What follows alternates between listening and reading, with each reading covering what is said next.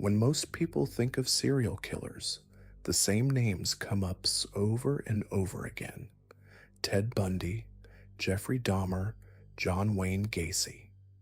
These are the monsters that dominate documentaries and true crime podcasts. But lurking in the shadows of criminal history are killers just as brutal, just as calculating, and in some cases even more terrifying than the household names. These are the forgotten predators who slipped through the cracks of public memory, their crimes buried in dusty police files and faded newspaper clippings. Today, we're diving into the dark corners of criminal history to uncover 5 of the most evil serial killers you've probably never heard of. Thomas Kokoralais, the youngest member of Chicago's most sadistic murder cult; Bible John, the phantom killer who terrorized Scotland's dance halls and vanished without a trace; Jesse Lee Cooks, the racist executioner who turned San Francisco's streets into a hunting ground; Charles Cullen, the angel of death who poisoned patients in hospital beds across multiple states; and Juan Corona, the migrant worker who turned California's orchards into mass graveyards. These aren't just stories about murder. They're about how evil can hide in plain sight, how the most dangerous predators often look like ordinary people, and how some cases remain so disturbing that even seasoned investigators struggle to comprehend them. Each of these killers developed their own twisted methods, their own hunting grounds, their own signatures of brutality. What connects them isn't just their body counts, but the calculated coldness with which they destroyed lives. The story of Thomas Kokoralais begins in the gritty streets of Chicago during the early 1980s, when a series of brutal murders would shock even a city accustomed to violence. But this wasn't the work of a lone wolf.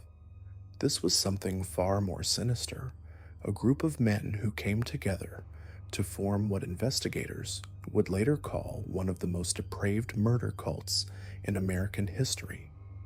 Thomas Kokoralais was born in 1961 into a working-class family on Chicago's South Side.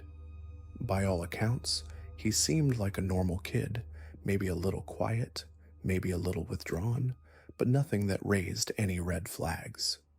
His older brother Andrew was more outgoing, more charismatic, and it was Andrew who would eventually lead Thomas down a path that would end in unimaginable horror.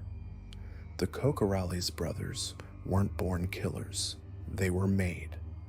Growing up in a neighborhood where violence was common and opportunities were scarce, they found themselves drawn to the wrong crowd. But it wasn't just any wrong crowd. In the late 1970s, they became involved with 2 other men, Robin Gecht and Edward Spreitzer, who shared their taste for violence and their complete lack of empathy for human suffering. Robin Gecht was the leader of this twisted group. Charismatic, manipulative, and utterly without conscience, he had a talent for convincing others to participate in his darkest fantasies.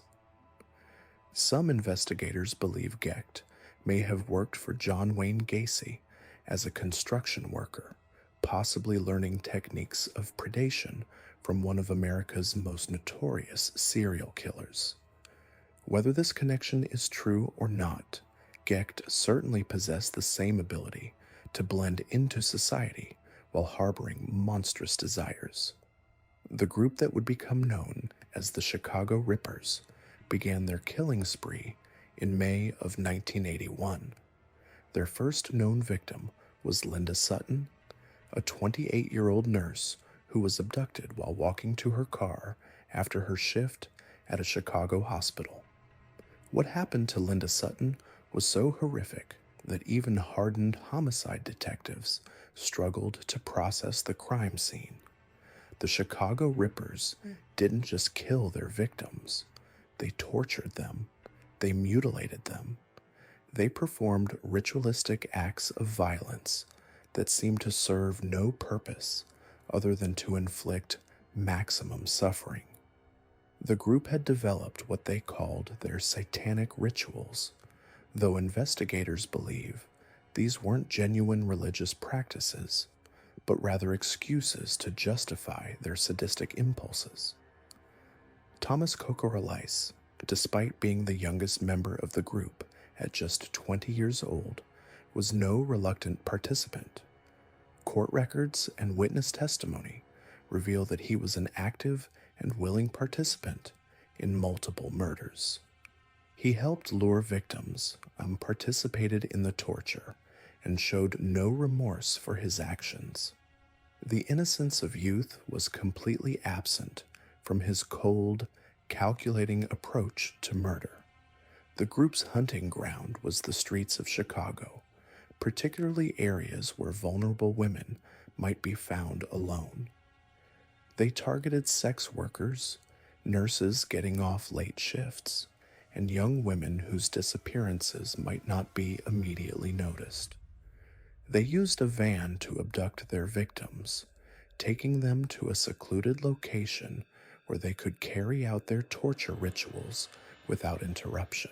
One of the most disturbing aspects of the Chicago Rippers case was the ritualistic nature of their crimes. The group claimed to worship Satan, though investigators believe this was more of a justification for their violence than genuine religious belief. They would torture their victims for hours, sometimes days, before finally killing them. The mutilation was extensive and appeared to follow certain patterns, suggesting a level of planning and coordination that made their crimes even more chilling. Beverly Washington became the key to breaking the case wide open. In May of 1982, she was abducted by the group and subjected to the same torture that had killed so many others. But somehow, miraculously, Beverly survived. She was found by police, barely alive, and was able to provide crucial information about her attackers. Her testimony would prove to be the thread that unraveled the entire conspiracy. The investigation that followed revealed the full scope of the Chicago Rippers' crimes.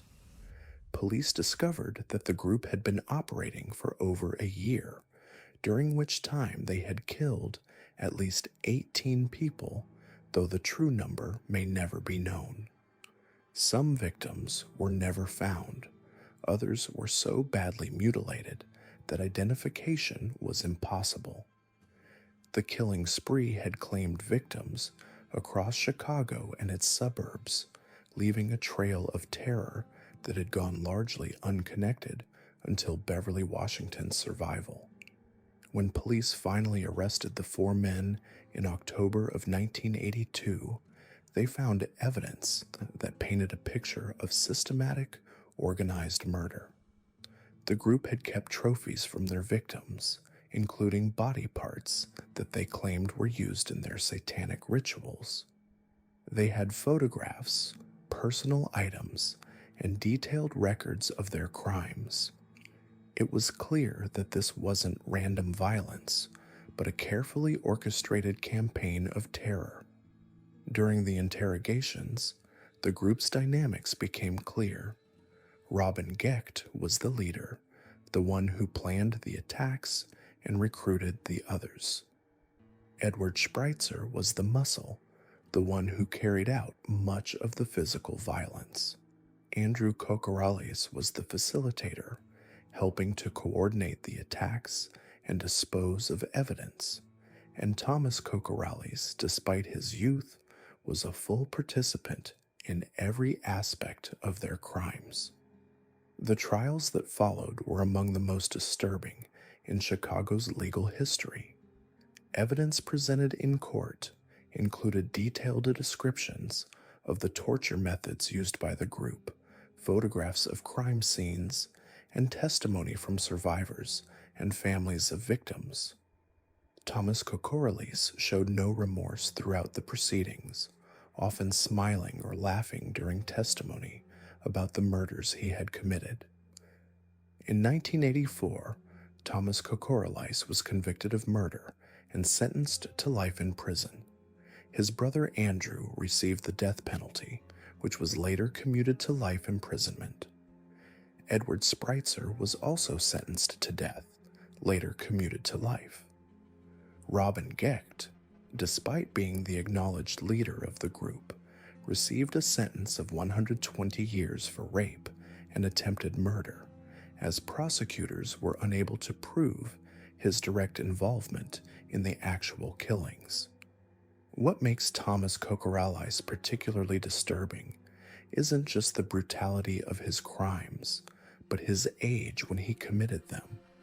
At 20 years old, he was already a seasoned killer, someone who had participated in torture and murder with the casual indifference of someone much older and more experienced in violence.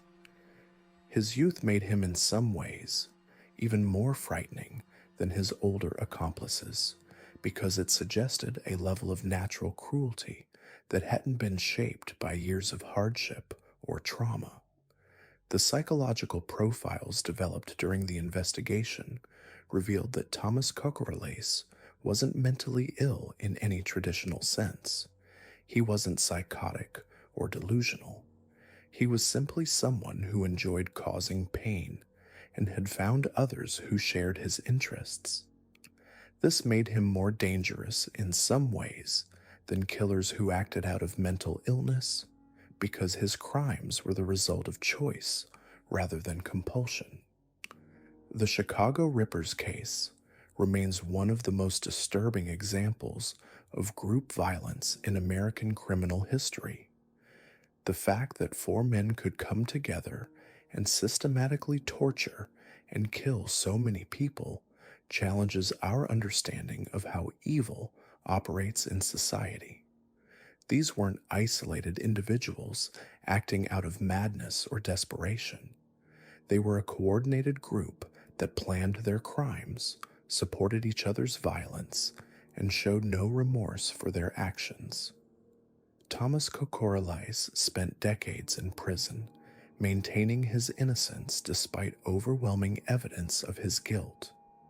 He claimed that he had been coerced into participating in the crimes, that he was afraid of the other members of the group, and that he had tried to stop the violence. But the evidence told a different story. Witnesses testified that he had been an eager participant, someone who seemed to enjoy the torture as much as any of the others. In 2019, Thomas Kokorolais was released from prison after serving 35 years. His release sparked outrage from victims' families and law enforcement officials who believed he should have remained incarcerated for life. The decision to release him was based on legal technicalities rather than any evidence of rehabilitation or remorse. At the time of his release, he was 58 years old, no longer the young man who had participated in such horrific crimes, but still someone who had never shown genuine remorse for his actions. The story of Thomas Kokorolais and the Chicago Rippers serves as a reminder that evil can take many forms. It can be the charismatic leader who manipulates others into violence. It can be the follower who participates willingly in brutality. Now let's travel across the Atlantic to Glasgow, Scotland, where in the late 1960s, the city was gripped by fear of a killer who would become one of the most elusive murderers in British criminal history. Women were afraid to walk alone after dark. Bars and dance halls emptied early. The police were baffled, and the killer remained a ghost, vanishing without a trace after each attack. His name was never discovered. His face was never seen clearly, but his moniker would haunt Scotland for decades. They called him Bible John, and his reign of terror lasted just over 2 years, yet the mystery of his identity has never been solved.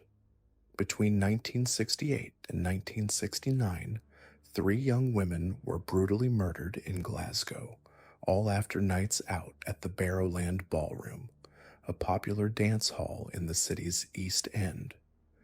The victims were Patricia Docker, Jemima McDonald, and Helen Puttock. Each woman was found strangled, their bodies discarded in different locations around the city. But what connected these murders wasn't just the method or location where the victims had last been seen alive. It was the man who had been spotted with each of them on their final nights. Witnesses described him as tall, well-dressed, with reddish-brown hair and an angular face. He spoke with a refined accent, unusual for the working-class area around the Barrowland. Most disturbing of all, he had a habit of quoting the Bible, particularly passages about morality and sin. This earned him the nickname that would stick forever, Bible John. The first victim was Patricia Docker, a 25-year-old auxiliary nurse and mother of one. On the night of February 22, 1968, Patricia left her infant son with her parents and went to the Barrowland Ballroom. She was an attractive woman, recently separated from her husband, looking for a night of dancing and companionship. Several witnesses saw her talking to a tall, well-dressed man throughout the evening. They seemed to be getting along well, dancing together and sharing drinks. Patricia was last seen leaving the ballroom with this man around 11:30 p.m. The next morning, her body was found in a doorway on Carmichael Lane, less than a mile from the dance hall. She had been strangled with her own stockings. There were no signs of sexual assault, but her handbag was missing. The killer had taken her purse but left her jewelry, suggesting this wasn't a robbery gone wrong. Police interviewed dozens of people who had been at the Barrowland that night. The descriptions of the man Patricia had been with were consistent: tall, around 6 feet, slim build, reddish-brown hair, well-spoken. He had worn a dark suit and tie, unusual attire for a casual night of dancing. Some witnesses remembered him as polite and charming, but there was something unsettling about him, something that didn't quite fit. The investigation stalled. Without fingerprints, DNA evidence, or a clear motive, the police had little to work with. The case might have remained an isolated tragedy, but 18 months later, Bible John struck again. Jemima McDonald was 32 years old, a mother of 3 young children. Like Patricia, she was estranged from her husband and looking for a night out.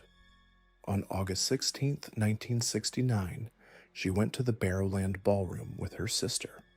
The evening started normally, but around 10 p.m., Jemima met a man who matched the description of Patricia Docker's last companion.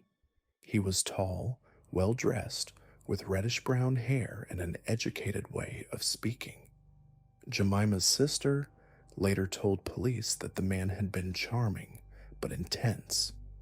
He talked about religion frequently, quoting biblical passages and expressing strong opinions about morality and women's behavior. He seemed particularly interested in Jemima's marital status and her children. When he learned she was separated, his demeanor changed slightly, becoming more judgmental. Jemima was last seen leaving the ballroom with this man around midnight.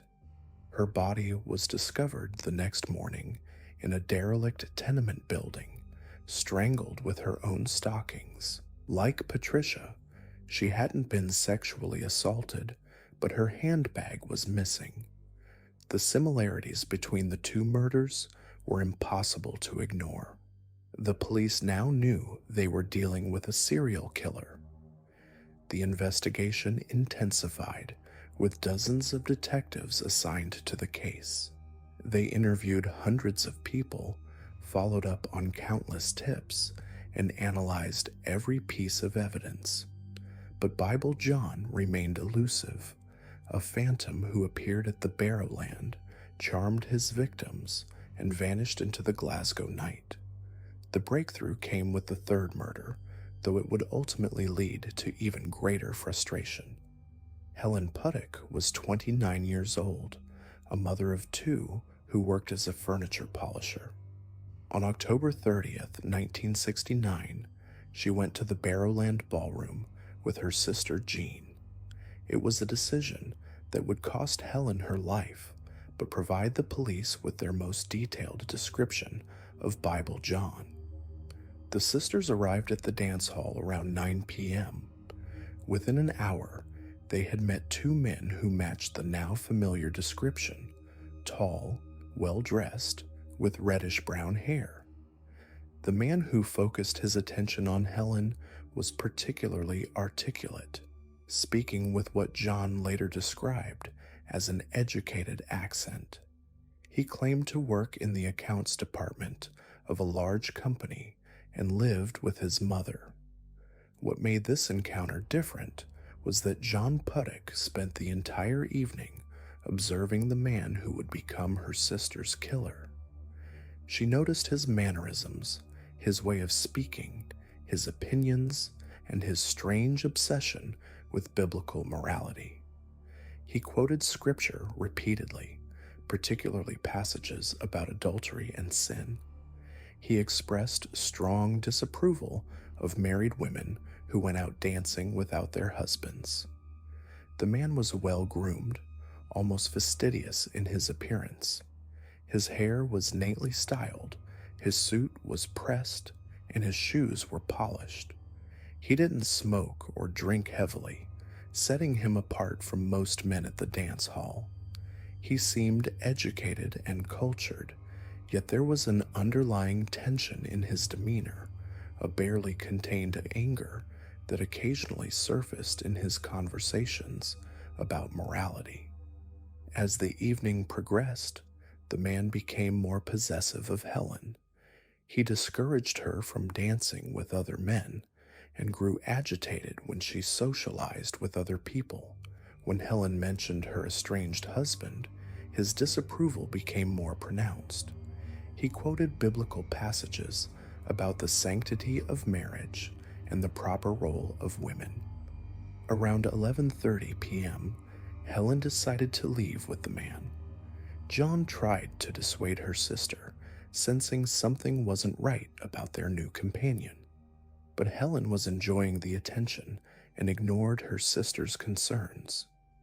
The man offered to walk both sisters to the bus stop, a gesture that seemed gentlemanly but would prove crucial to the investigation. During the walk, Jean continued to observe the man carefully. He maintained his polite facade, but became increasingly agitated. He criticized the behavior of modern women, particularly those who abandoned their families for nights out. His biblical quotations became more frequent and more pointed.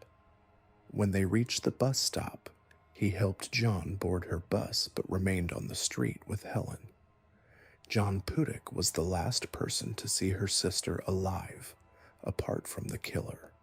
She provided police with the most detailed description of Bible John ever recorded: approximately 6 feet tall, slim build, reddish-brown hair with a side parting, angular face with high cheekbones, well-dressed in a dark suit, educated accent, and an obsession with biblical morality. Helen's body was found the next morning in a back garden, strangled with her own stockings. Like the previous victims, she hadn't been sexually assaulted, but her handbag was missing. The killer had struck again, following the exact same pattern. The police used Jean Puttock's detailed description to create the most comprehensive profile of Bible John ever assembled. They knew his approximate height, weight, hair color, and facial features. They understood his social class, his religious obsessions, and his attitudes toward women. They had his voice pattern, his mannerisms, and his behavioral quirks. Yet despite this wealth of information, they never found him. The investigation that followed was one of the largest in Scottish criminal history. Police interviewed over 50,000 people, took more than 100,000 statements, and followed up on thousands of tips. They created detailed composite sketches, conducted massive identification parades, and searched through employment records of every major company in Glasgow. They investigated religious organizations, Bible study groups, and fundamentalist churches. They analyzed handwriting samples, voice recordings, and psychological profiles. Several suspects emerged during the investigation. The most promising was John McInnes, a man who bore a striking resemblance to the composite sketches and had a history of violence against women. But McInnes had alibis for 2 of the murders, and the evidence against him was circumstantial. Other suspects included a traveling salesman, a religious fanatic, and even a police officer, but none could be definitively linked to the crimes. The case took a dramatic turn in the 1990s when advances in DNA technology offered new hope. Semen samples had been recovered from Helen Puttock's clothing, potentially providing a genetic fingerprint of the killer. The samples were analyzed and compared to DNA from various suspects, including John McInnes, but the results were inconclusive, damaged by age and contamination. In 2004, the investigation was reopened when new DNA techniques became available. The samples were reanalyzed, and a partial profile was developed. This profile was compared to DNA databases and tested against new suspects, but no matches were found. The killer's genetic signature was there, preserved in evidence for over 30 years, but it belonged to a ghost. The Bible John case has spawned countless theories and investigations. Some believe he was a traveling salesman who left Glasgow after the murders. Others think he was a local man who changed his appearance and behavior to avoid detection. There are theories that he was a religious fanatic who believed he was purifying society by killing immoral women. Some even suggest he was a police officer or someone with inside knowledge of the investigation. The most persistent theory is that Bible John was Peter Tobin, a convicted serial killer who was active in Scotland during the 1960s. Tobin was known for his religious obsessions, his violence against women, and his ability to change his appearance and identity.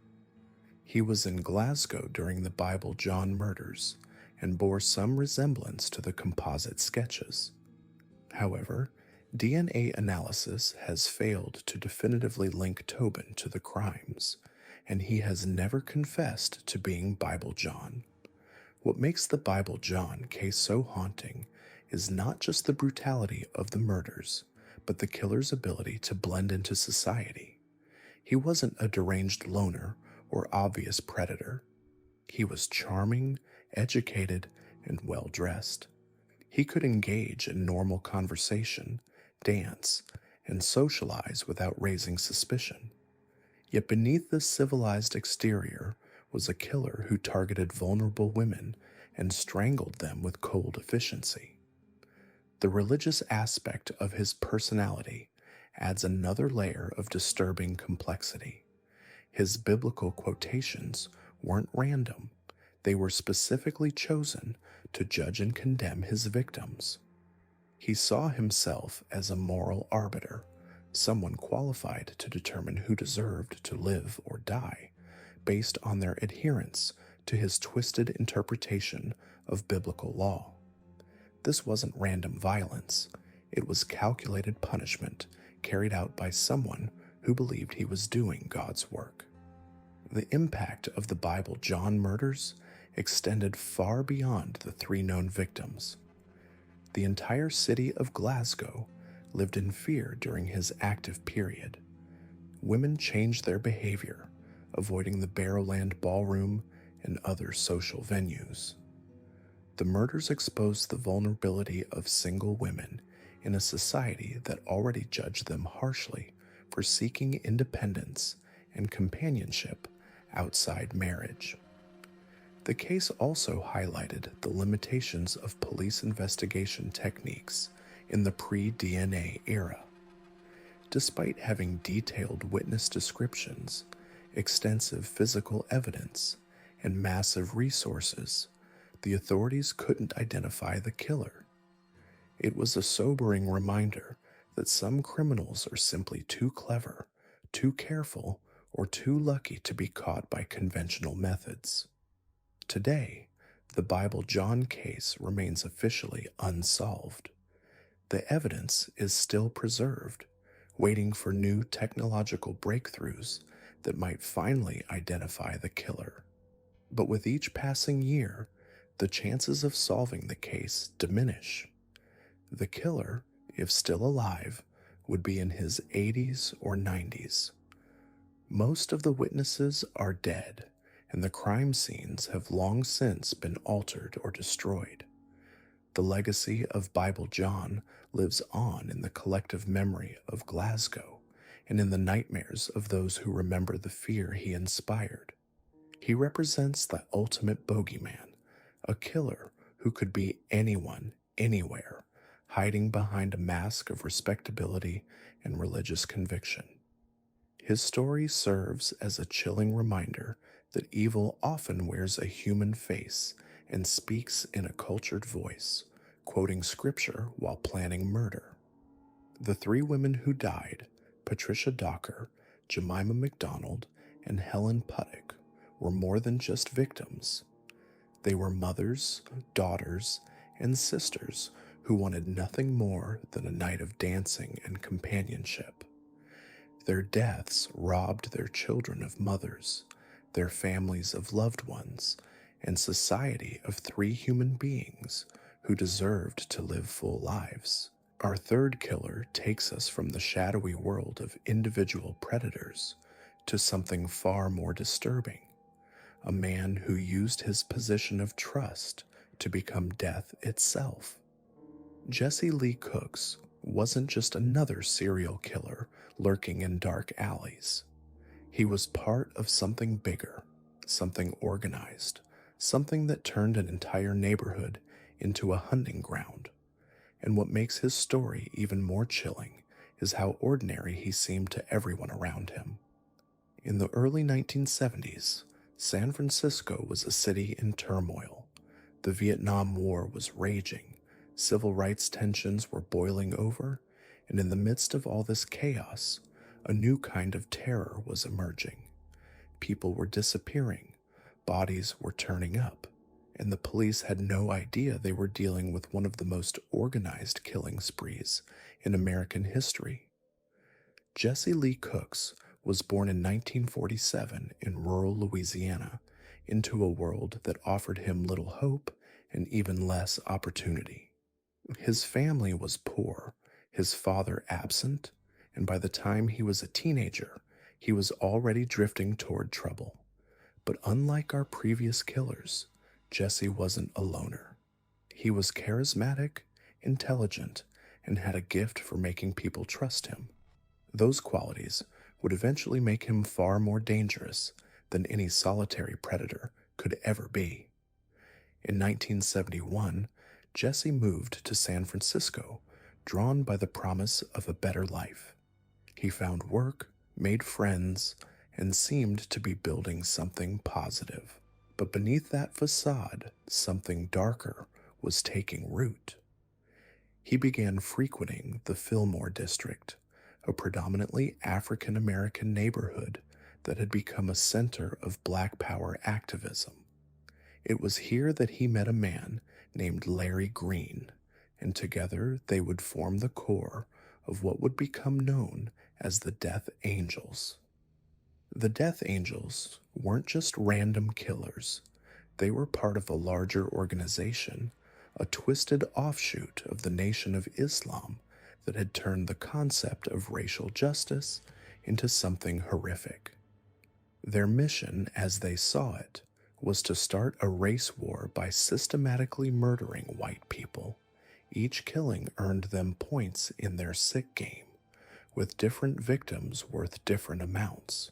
Children were worth 5 points, women were worth 10, men were worth 15, and once you earned enough points, you could earn your wings and become a full member of their inner circle. Jesse Lee Cooks became one of their most prolific killers. His method was terrifyingly simple.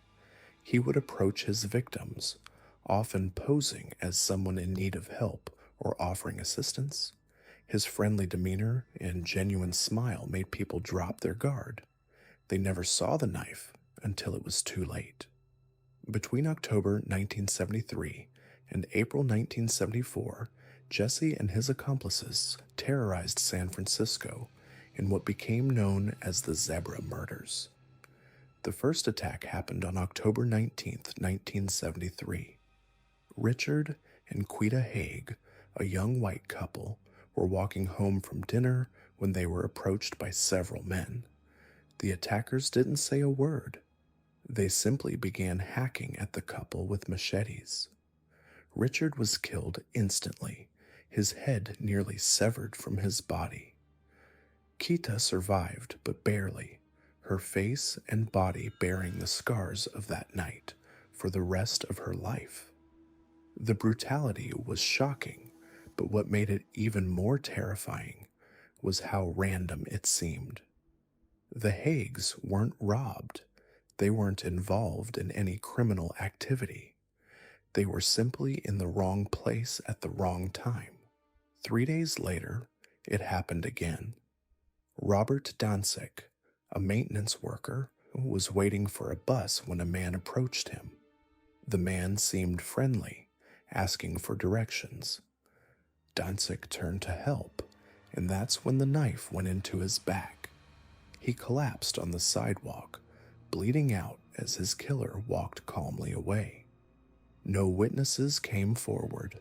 No one saw anything. The killer had vanished into the crowd like a ghost. The attacks continued with horrifying regularity. Frances Rose, an elderly woman, was shot in the face while walking to her car. She survived, but her description of her attacker was chilling. He was young, well-dressed, and had smiled at her before pulling the trigger. Salim Erekat, a store clerk, was shot and killed during what appeared to be a robbery, but nothing was taken. The pattern was becoming clear to investigators, but the public remained largely unaware that they were dealing with an organized group of killers. Jesse Lee Cooks wasn't just following orders. He was an enthusiastic participant, often volunteering for the most dangerous missions. His colleagues in the Death Angels later described him as fearless, someone who genuinely enjoyed the act of killing. He would return from his attacks with detailed stories about his victims' final moments, describing their fear, their pleas for mercy, their deaths with a casual indifference that shocked even his fellow killers. One of the most horrific attacks occurred on December 11th, 1973. Art Agnos, who would later become the mayor of San Francisco, was working late at his office when he decided to walk to his car. As he crossed the street, two men approached him. One of them was Jesse Lee Cooks. They didn't say a word. They simply opened fire, shooting Agnos multiple times in the chest and back. Miraculously, he survived, but his description of the attack was terrifying in its randomness. There was no warning, no demand for money, no apparent motive. The men had simply walked up and started shooting. The most disturbing aspect of these attacks was how calculated they were. This wasn't the work of deranged individuals acting on impulse. These were planned operations, carried out by men who had studied their targets, chosen their locations, and executed their plans with military precision. They kept detailed records of their kills, tracking their points like some kind of twisted video game. They celebrated successful attacks and planned future ones with the same enthusiasm most people reserve for hobbies. The Death Angels had turned murder into a systematic enterprise. They divided the city into hunting zones, assigned different members to different areas, and coordinated their attacks to maximize terror while minimizing their chances of getting caught. They varied their methods, their locations, and their timing to avoid establishing patterns that police could predict. They were, in many ways, the perfect killers. But Jesse Lee Cooks had a weakness that would eventually bring him down: his ego. He couldn't resist bragging about his kills, describing them in vivid detail to anyone who would listen. He saw himself as a warrior in a holy war, and he wanted recognition for his achievements. This need for validation would ultimately prove to be his downfall. The breakthrough in the case came from an unexpected source. Anthony Harris, another member of the Death Angels, began to have second thoughts about what he was doing.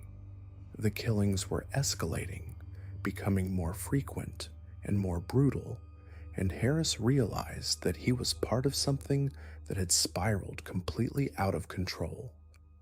In April 1974, he contacted the police and offered to tell them everything he knew in exchange for protection. Harris's confession was a roadmap to one of the most organized killing sprees in American history. He provided names, dates, locations, and methods. He described how the group operated, who was in charge, and most importantly, who had carried out which attacks. Jesse Lee Cooks was identified as one of the primary killers, responsible for at least 7 deaths and numerous other attacks. When police arrested Jesse on May 31st, 1974, he showed no remorse, no fear, no emotion at all. He sat in the interrogation room with the same friendly smile that had lured so many victims to their deaths. When confronted with the evidence against him, he didn't deny his involvement. Instead, he seemed almost proud of what he had accomplished. He described his victims as enemies in a war, casualties in a conflict that was bigger than any individual life. During his trial, the full scope of the Death Angels' activities became clear. They had killed at least 15 people and wounded many more. They had terrorized an entire city, creating an atmosphere of fear that changed how people lived their daily lives. White residents of San Francisco began avoiding certain neighborhoods, traveling in groups, looking over their shoulders constantly. The psychological impact of their campaign was exactly what they had hoped for. Jesse Lee Cooks was convicted of multiple counts of murder and sentenced to life in prison without the possibility of parole. Even behind bars, he remained unrepentant, viewing himself as a political prisoner rather than a criminal. He spent his time in prison writing letters to various radical organizations, trying to inspire others to continue the work he had started. He never expressed regret for his victims or their families. What makes Jesse Lee Cooks particularly terrifying is how normal he appeared to everyone around him. His neighbors described him as polite and helpful. His co-workers said he was reliable and friendly.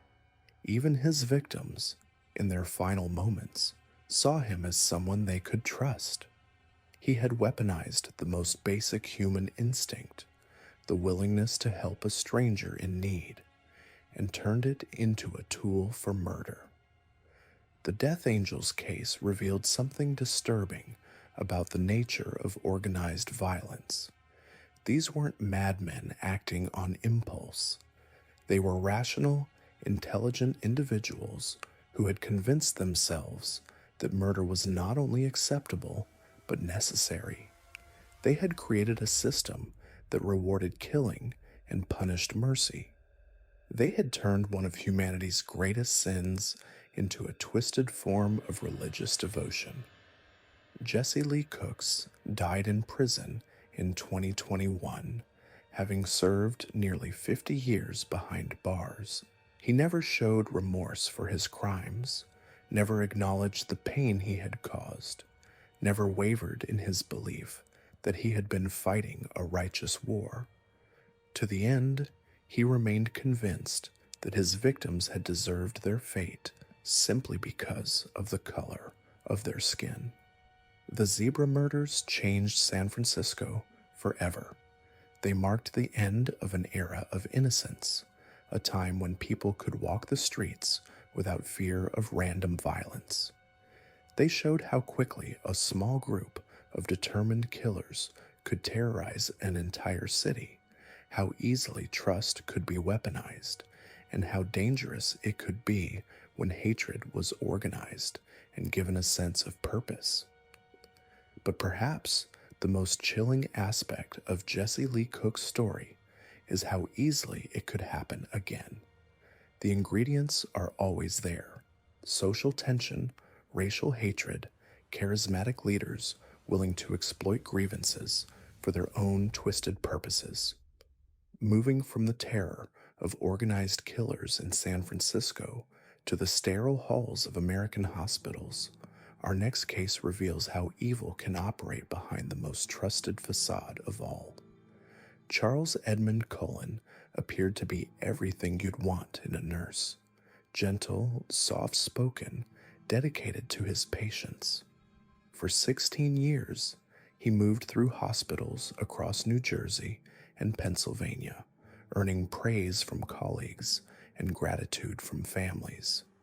But behind that caring exterior lurked something far more sinister. Cullen wasn't healing people, he was killing them.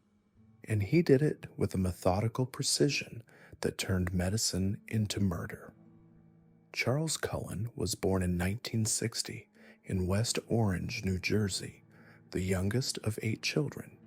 His childhood was marked by tragedy from the start.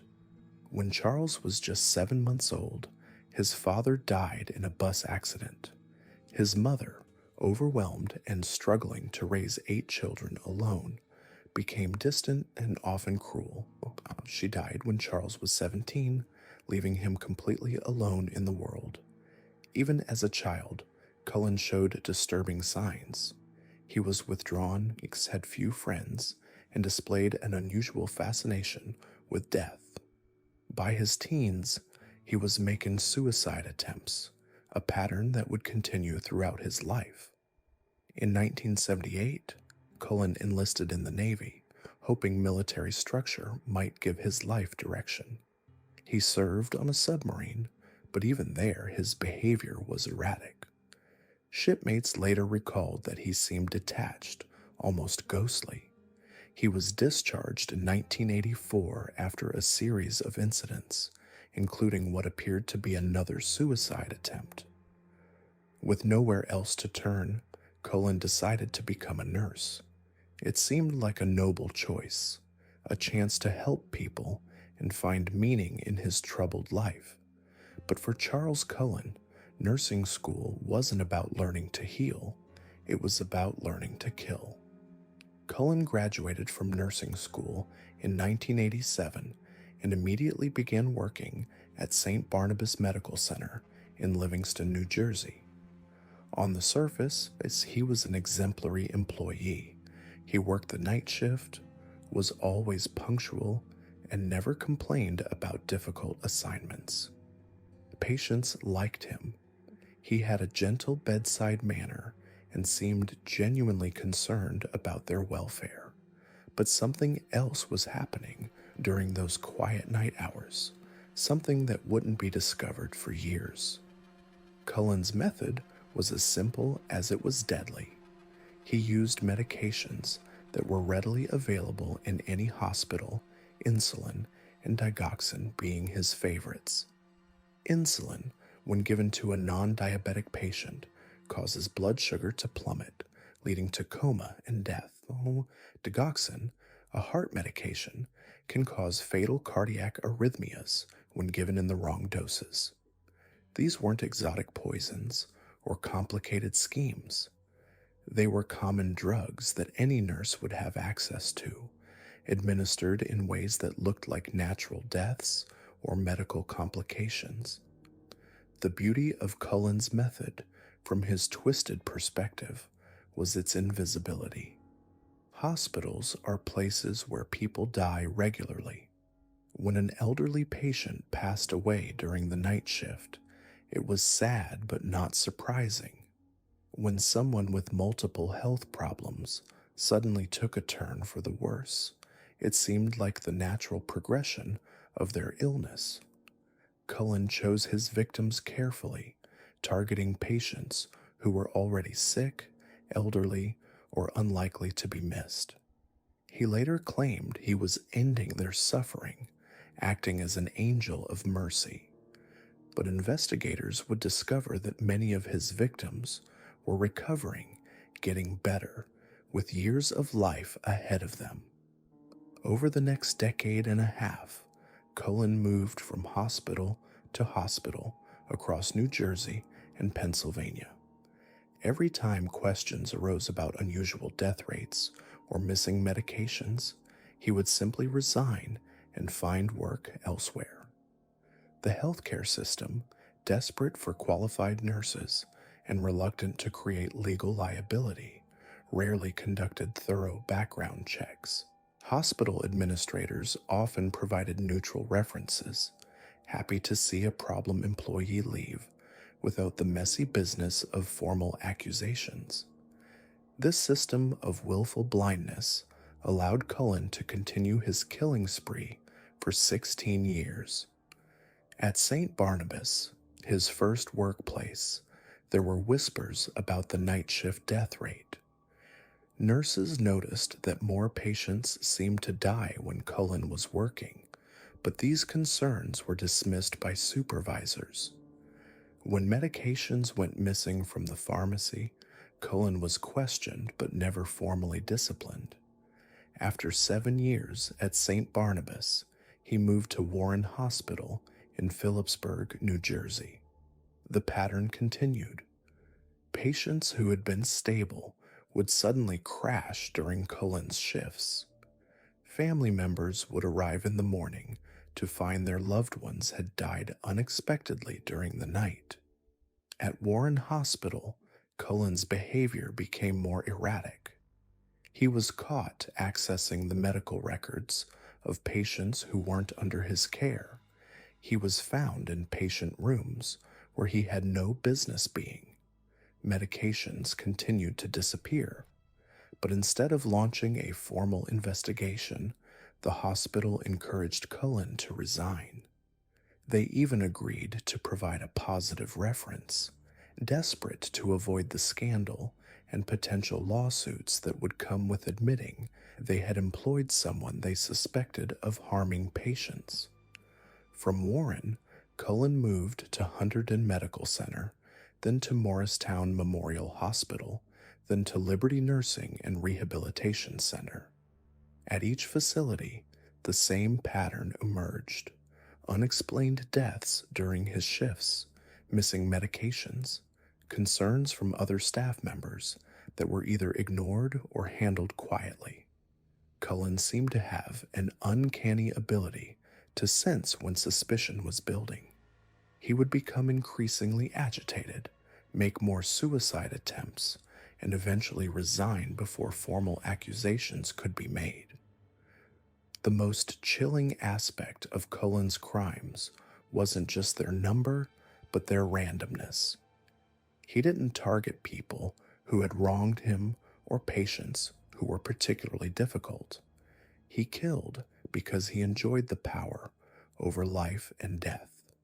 He later told investigators that he felt like God during those moments when he decided who would live and who would die. The act of injecting a lethal dose of insulin or digoxin gave him a sense of control that he had never felt in his chaotic personal life. Cullen's personal relationships were as troubled as his professional ones. He married twice, both marriages ending in bitter divorce. His wives described him as emotionally distant, prone to violent outbursts, and obsessed with death. He made numerous suicide attempts throughout his adult life, usually by overdosing on medications he stole from work. But even these attempts seemed calculated, timed to ensure he would be found and rescued. It was as if he wanted the attention and sympathy that came with being seen as troubled and suicidal. The beginning of the end came in 2003 at Somerset Medical Center in Somerville, New Jersey. Cullen had been working there for just a few months when the hospital's computerized medication tracking system began flagging unusual patterns. Large quantities of insulin and digoxin were being withdrawn from the pharmacy during night shifts, far more than would be needed for the patients on those units. When administrators investigated, they discovered that most of these withdrawals were being made by Charles Cullen. At the same time, the hospital was seeing an uptick in unexpected deaths and medical emergencies during night shifts. Patients who had been stable would suddenly go into cardiac arrest or diabetic coma. The correlation was too obvious to ignore. Somerset Medical Center did something that previous hospitals had failed to do. They called the police. The investigation revealed the scope of Cullen's crimes was far beyond what anyone had imagined. Detectives worked backwards through his employment history, examining death records and medication logs at every hospital where he had worked. What they found was horrifying. Over 16 years, Charles Cullen had worked at 10 different healthcare facilities. At each one, death rates during his shifts were significantly higher than average. Medications had gone missing. Patients had died under suspicious circumstances. When confronted with the evidence, Cullen initially denied everything. But as the investigation deepened and the proof became overwhelming, he finally confessed. What made his confession even more chilling was his complete lack of remorse. He spoke about his victims as if they were objects, not human beings. He claimed he was helping them, ending their suffering, but investigators quickly discovered that many of his victims had been recovering, expected to go home to their families. Cullen confessed to killing 40 people, but investigators believe the actual number is much higher, possibly over 400. The exact count will never be known because many of his victims were cremated, making forensic analysis impossible. Hospital records from his early years were incomplete or had been destroyed. Some families never suspected their loved ones had been murdered, accepting the deaths as natural or due to medical complications. The victims ranged in age from 21 to 91. They included Helen Dean, a 91-year-old woman at Somerset Medical Center who was recovering from pneumonia when Cullen injected her with digoxin. There was Reverend Florian Gall, 72, a retired Lutheran minister who was at the same hospital for a minor procedure and was expected to go home the next day.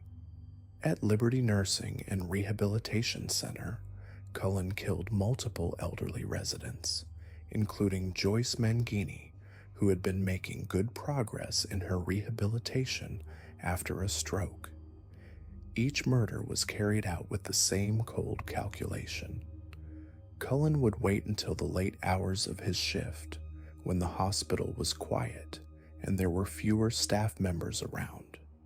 He would enter a patient's room, inject them with a lethal dose of medication, and then continue his rounds as if nothing had happened. Sometimes he would even be the one to discover the patient in distress, calling for emergency help and participating in futile resuscitation efforts. The impact on the families was devastating. They had trusted the hospital to care for their loved ones, never imagining that the gentle nurse who spoke so kindly about their family member was actually planning their death. Many families filed lawsuits against the hospitals, not just for the wrongful deaths, but for the institutional negligence that allowed Cullen to continue killing for so long. The healthcare system's response to the Cullen case was a mixture of shock and defensive maneuvering. Hospital administrators claimed they had followed proper procedures, that there was no way to have known what Cullen was doing. But the investigation revealed a pattern of willful blindness, of institutions more concerned with avoiding liability than protecting patients. The practice of allowing problem employees to quietly resign and move on to other hospitals came under intense scrutiny. In 2004, Charles Cullen pleaded guilty to killing 13 patients and attempting to kill 2 others. He was sentenced to 11 consecutive life terms without the possibility of parole.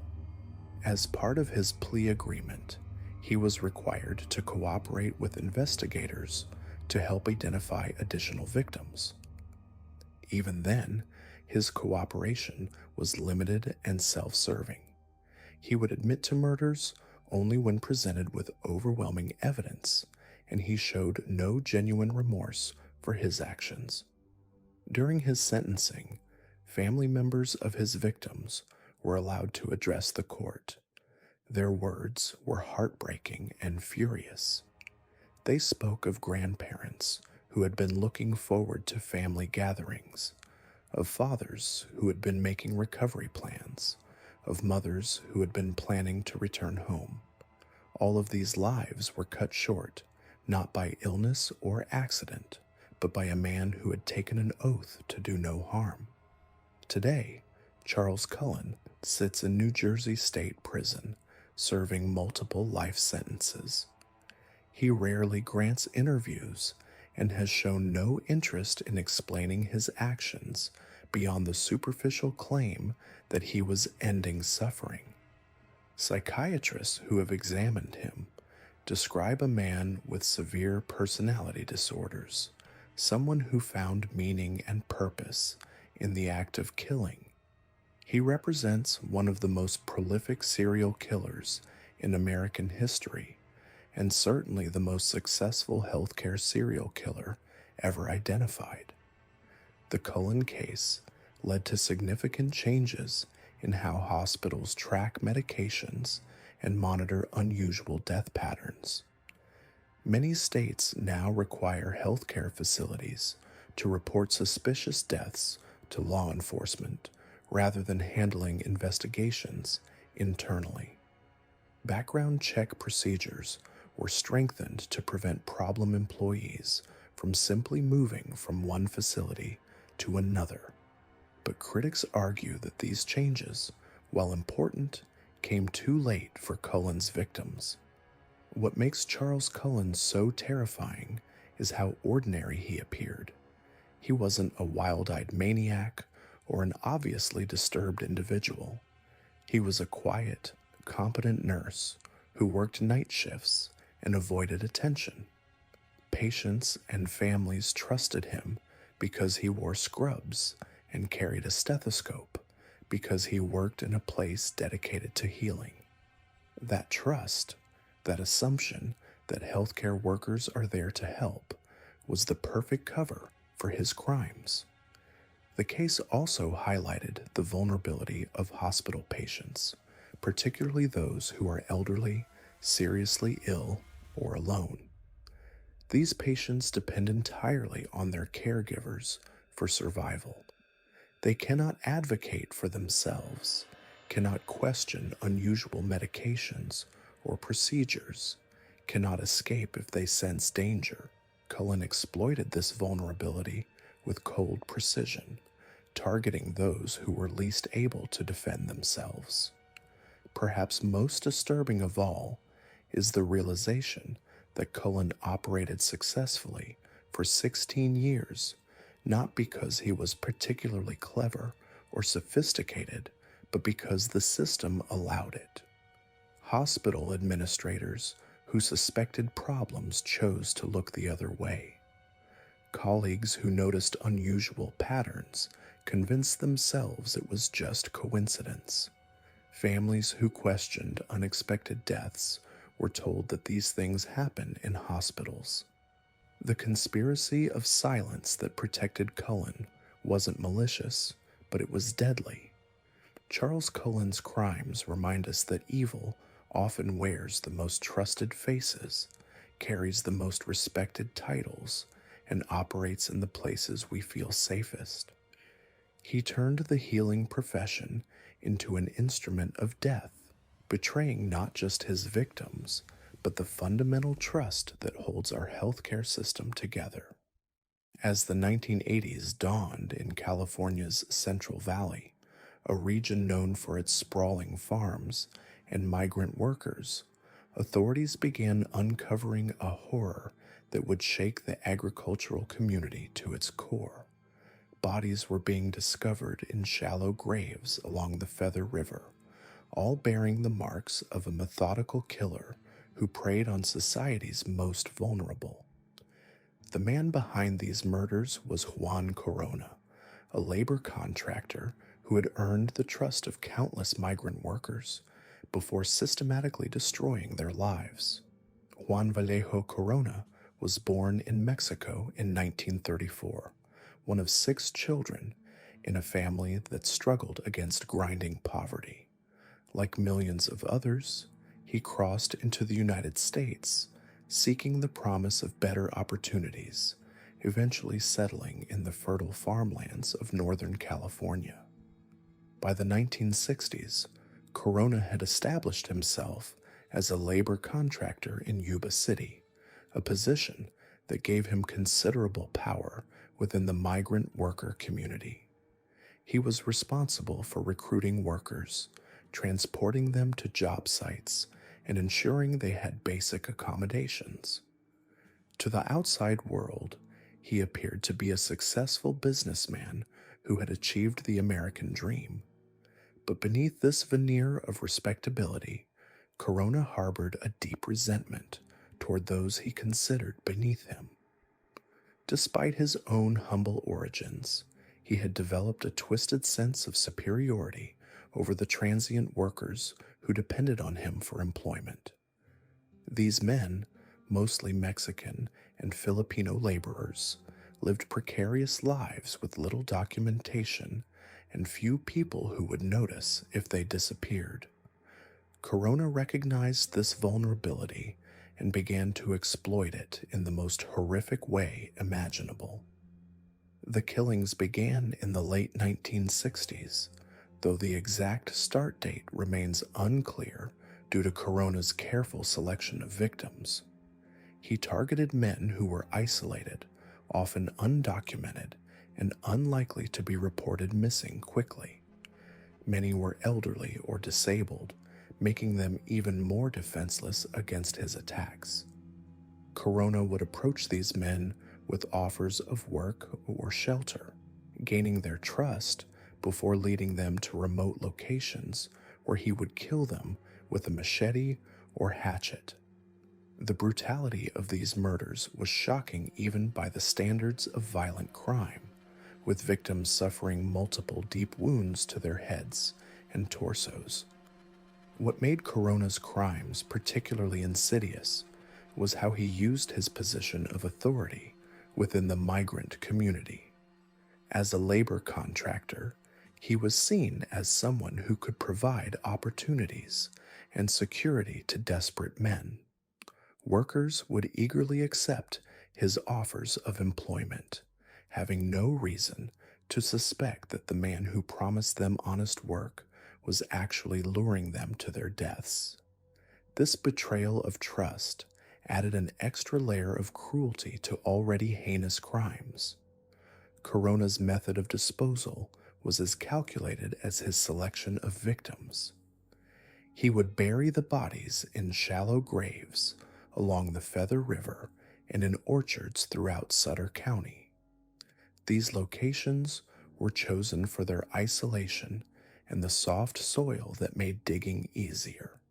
He often buried victims with their personal belongings, perhaps as a way of maintaining some twisted sense of order in his murderous activities.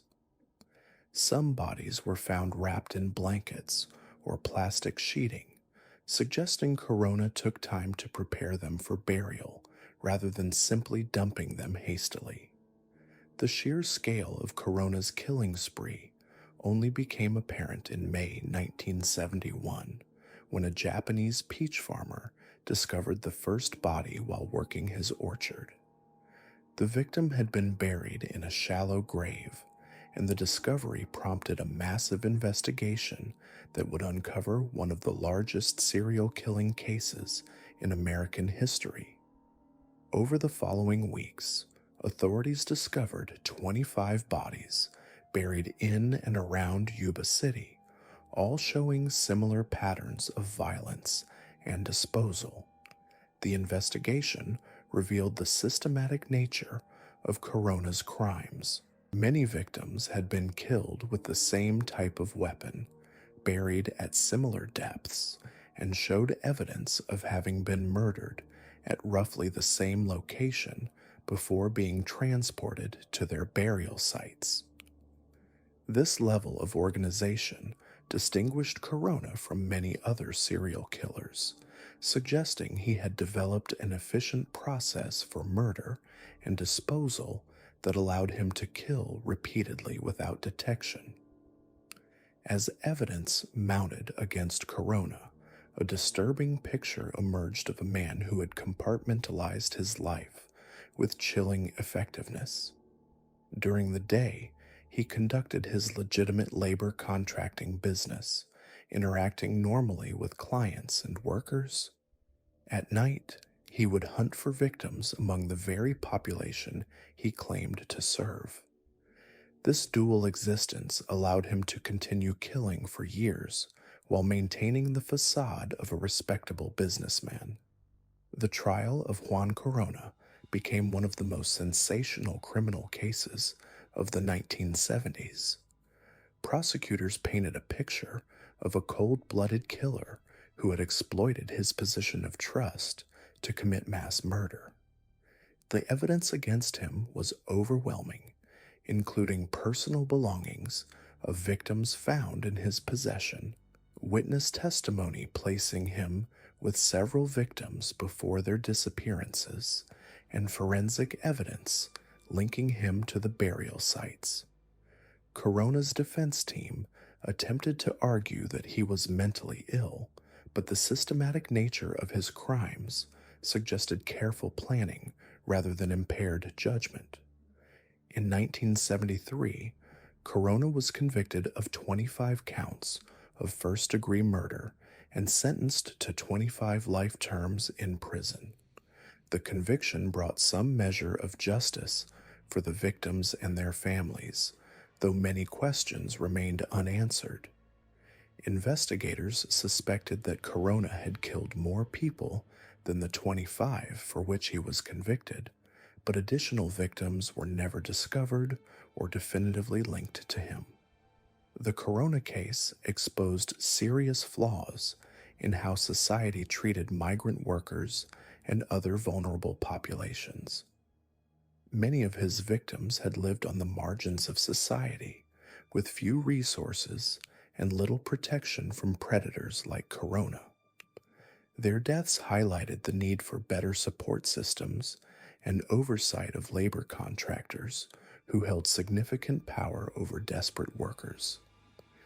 The case also demonstrated how serial killers could exploit positions of trust and authority to access victims while avoiding suspicion from law enforcement. Corona's crimes had a lasting impact on the migrant worker community in California's Central Valley. Many workers became more suspicious of labor contractors and more cautious about accepting offers of employment from unfamiliar sources. The case also led to increased scrutiny of the labor contracting system and efforts to provide better protections for vulnerable workers. Throughout his imprisonment, Corona maintained his innocence, though he provided no alternative explanation for the overwhelming evidence against him. He died in prison in 2019 at the age of 85, having served nearly 50 years behind bars. His death closed the book on one of California's most prolific serial killers, but the questions surrounding his motives and the full extent of his crimes remain largely unanswered. The Juan Corona case represents a particularly disturbing form of serial killing, one that exploited existing power structures and social vulnerabilities to facilitate mass murder. Unlike killers who operated in shadows or used elaborate schemes to access victims, Corona used his legitimate business and social position to identify and isolate targets. This approach allowed him to kill on a massive scale while maintaining the appearance of respectability, demonstrating how evil can flourish when it disguises itself as authority and trustworthiness. The 25 confirmed victims of Juan Corona were more than statistics in a criminal case. They were men who had traveled far from home, seeking better lives, only to encounter a predator who saw their desperation as an opportunity for violence. The psychological profile of a serial killer isn't always what you'd expect. Sometimes, the most dangerous predators hide in plain sight, wearing the mask of respectability and trust. Our fourth case takes us into the sterile halls of American hospitals, where one man turned healing into horror for nearly 2 decades. Charles Edmund Cullen appeared to be everything you'd want in a nurse: soft-spoken, dedicated, always willing to work extra shifts. He had gentle hands and a quiet demeanor that put patients at ease.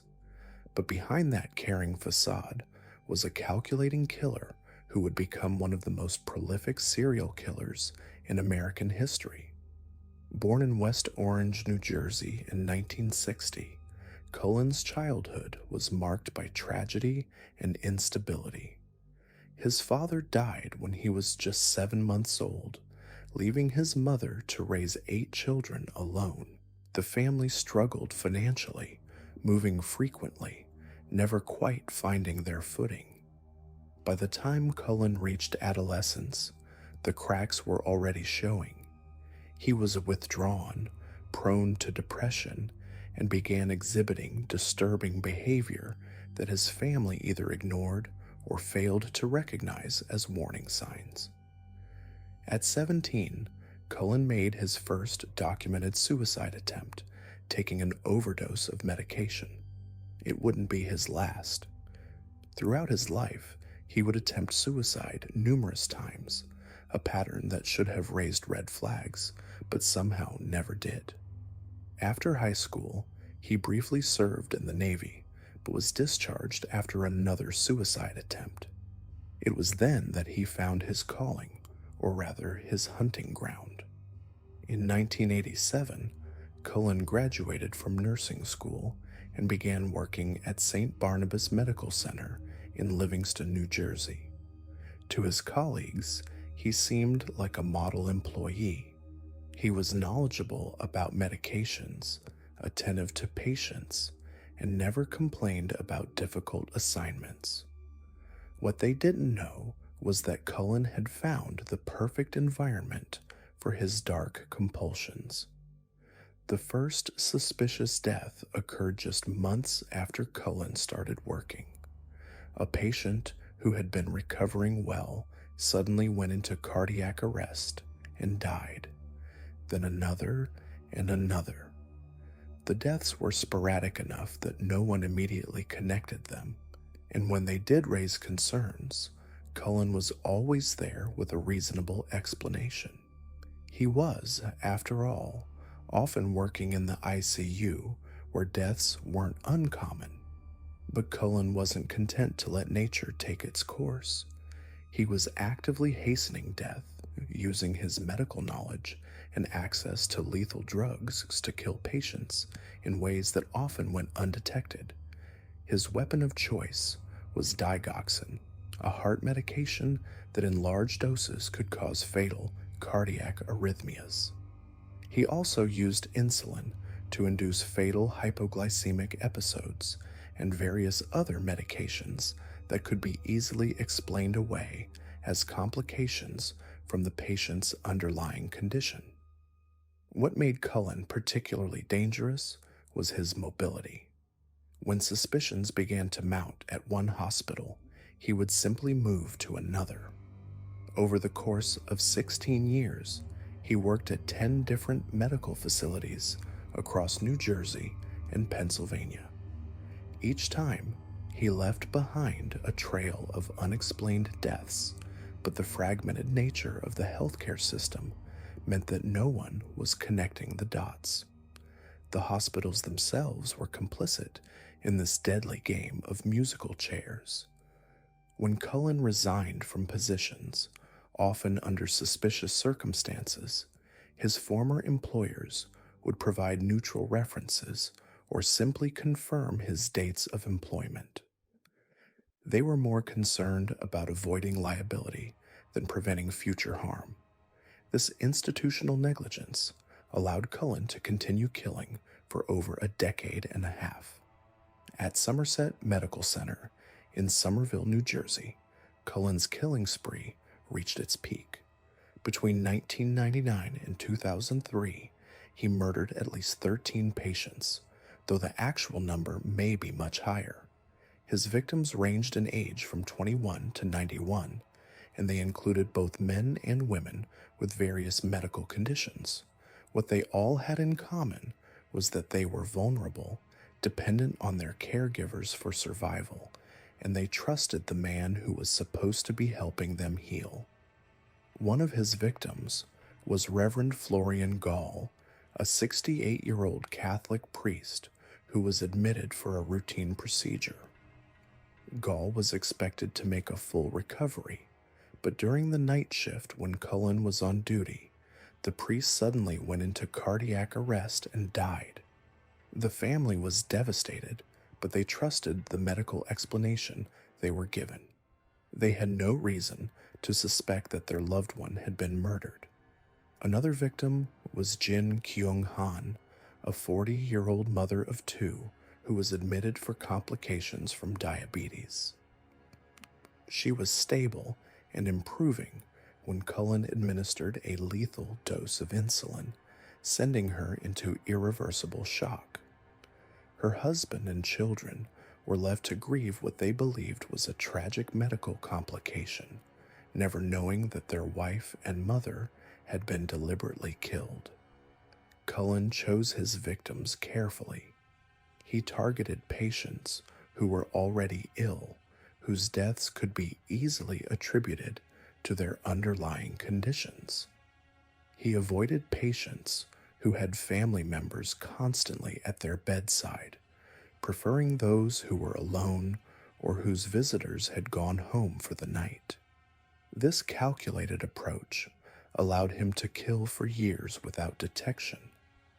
The breakthrough came in 2003 when a computer system at Somerset Medical Center flagged unusual patterns in medication access. The system showed that Cullen had been accessing medications for patients who weren't under his care, including drugs that had no legitimate use for those particular patients. When investigators looked deeper, they found that several patients had died unexpectedly after Cullen had accessed their medications. Even then, it took months of investigation to build a case against him. Cullen was arrested in December 2003, but he initially denied any wrongdoing.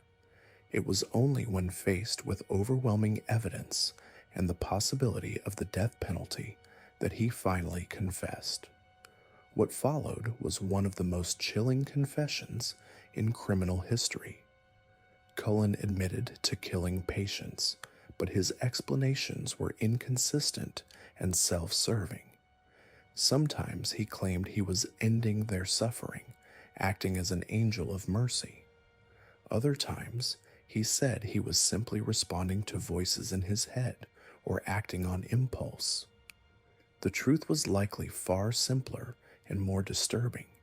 He killed because he could, because it gave him a sense of power and control that he couldn't find anywhere else in his life. During his confession, Cullen revealed the scope of his crimes. He admitted to killing patients at multiple hospitals, using various methods and targeting victims based on opportunity rather than any coherent philosophy. He spoke about his crimes with an eerie detachment, describing the act of murder as casually as one might discuss changing a bandage.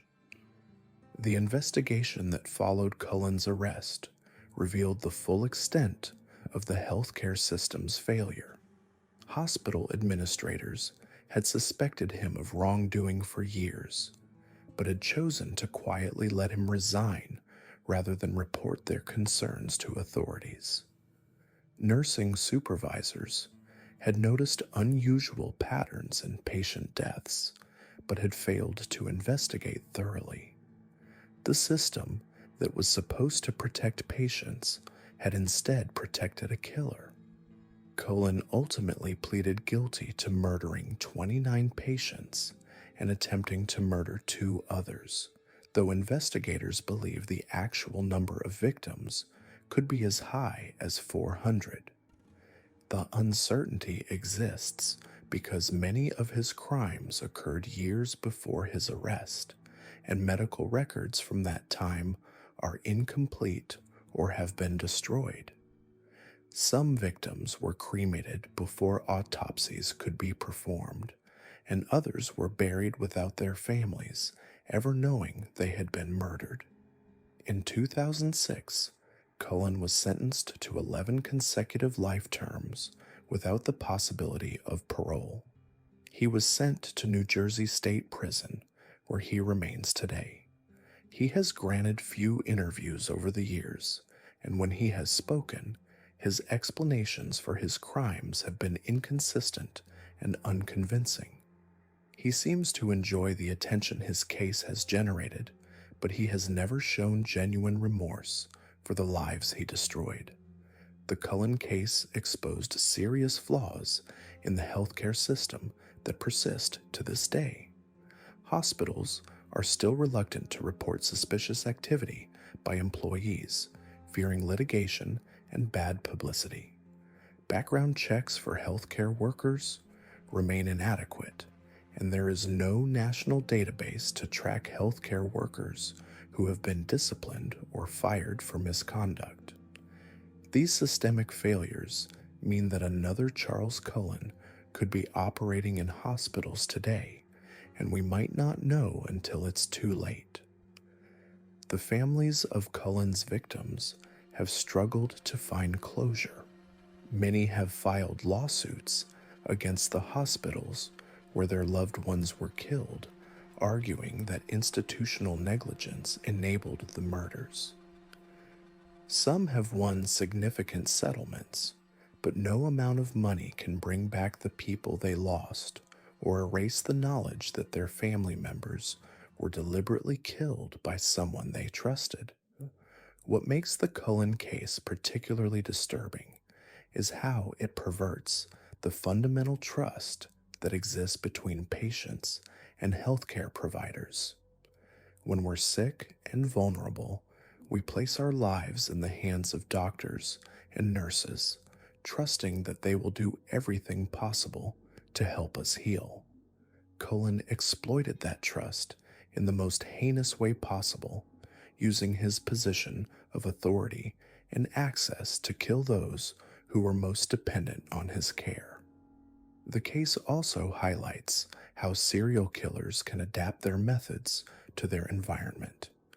While most serial killers operate in the shadows, stalking victims in dark alleys or isolated locations, Cullen found a way to kill in broad daylight, surrounded by colleagues and security cameras.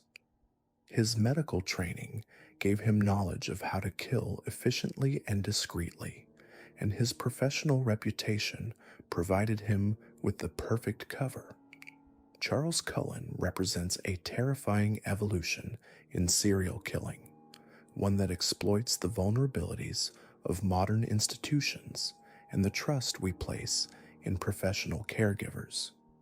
His crimes remind us that evil can hide behind the most respectable facades, and that the systems we rely on for protection can sometimes become instruments of harm.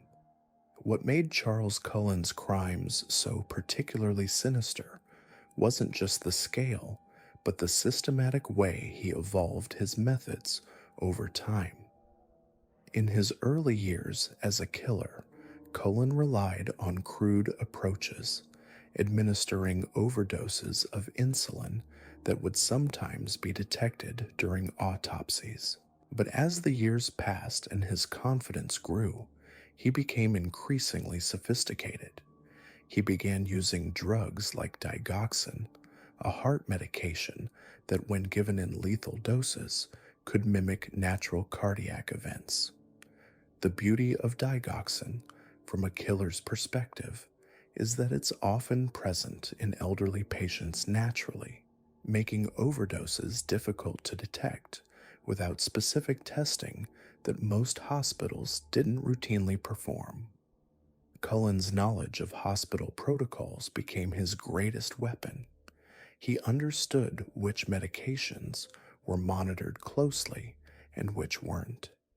He knew when shift changes occurred, when supervision was lightest, and which patients were most vulnerable. He would often target patients who were already critically ill, knowing that their deaths would be less likely to raise suspicions. If a 90-year-old patient with multiple health conditions died suddenly, it was tragic, but not necessarily suspicious.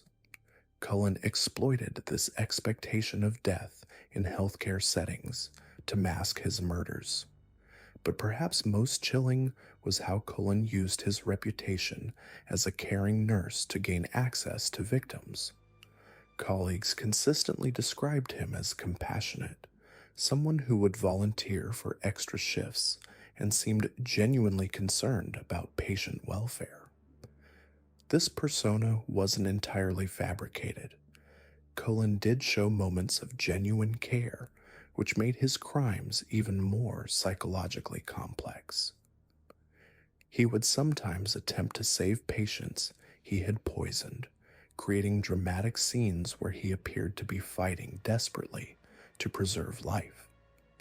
These episodes reinforced his image as a dedicated healthcare provider while simultaneously feeding his need for control and attention. The hospital's responses to suspicious deaths reveal a disturbing pattern of institutional self-preservation over patient safety. When mortality rates spiked during Cullen's shifts, administrators often chose the path of least resistance. Rather than investigating thoroughly, they would quietly allow Cullen to resign and move on to another facility. This wasn't just negligence, it was active enablement. Hospital executives knew that publicizing suspicious deaths could result in lawsuits, regulatory scrutiny, and damaged reputations. It was easier to let a potentially dangerous employee become someone else's problem.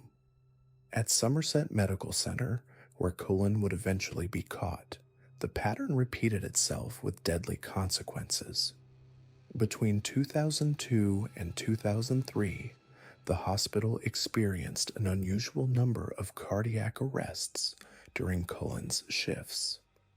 When other nurses began to notice the correlation, hospital administrators initially dismissed their concerns.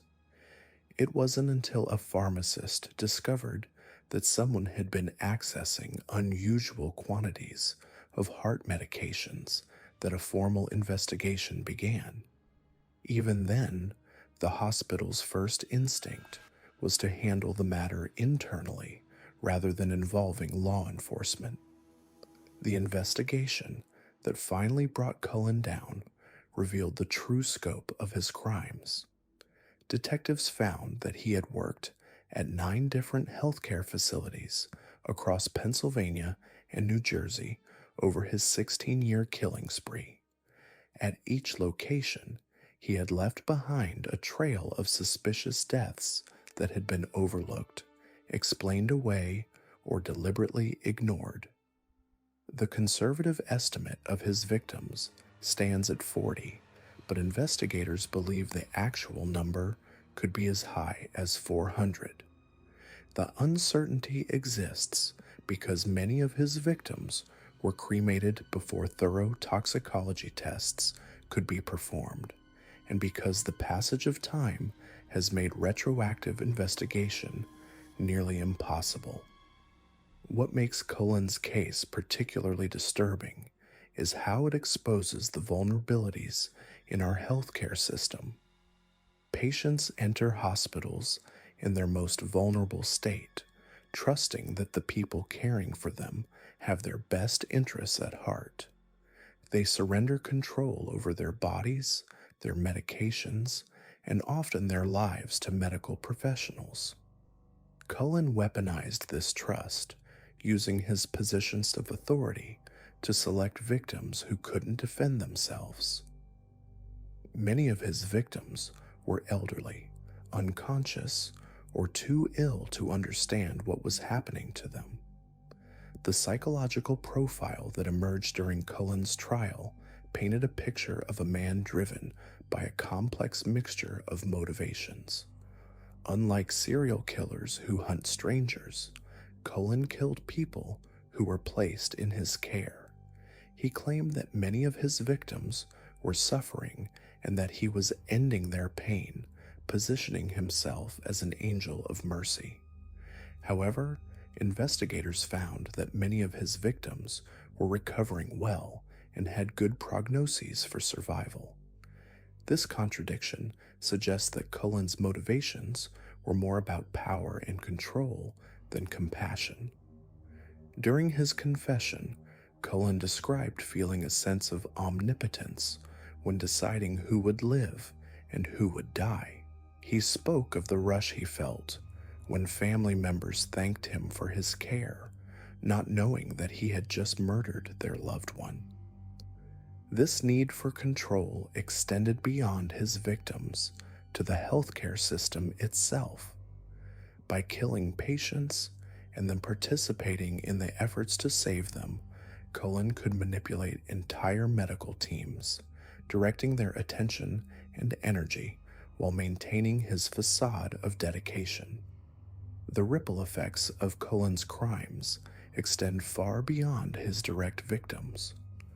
Hundreds of families were left wondering whether their loved ones had died naturally or been murdered. The uncertainty was perhaps as cruel as the murders themselves. Some families chose to have bodies exhumed for additional testing, while others decided they preferred not to know. The trauma extended to Cullen's colleagues, many of whom questioned their own judgment and wondered how they had worked alongside a serial killer without recognizing the danger. In the end, Charles Cullen received 11 life sentences and will never be eligible for parole. He remains in a New Jersey state prison where he has largely faded from public attention. But the systemic failures that enabled his crimes persist. Healthcare facilities still struggle with adequate background checks, proper oversight of medication access, and creating cultures where staff feel safe reporting concerns about colleagues. The case serves as a stark reminder that evil can flourish in environments where institutional interests take precedence over individual safety and where trust is given without adequate verification.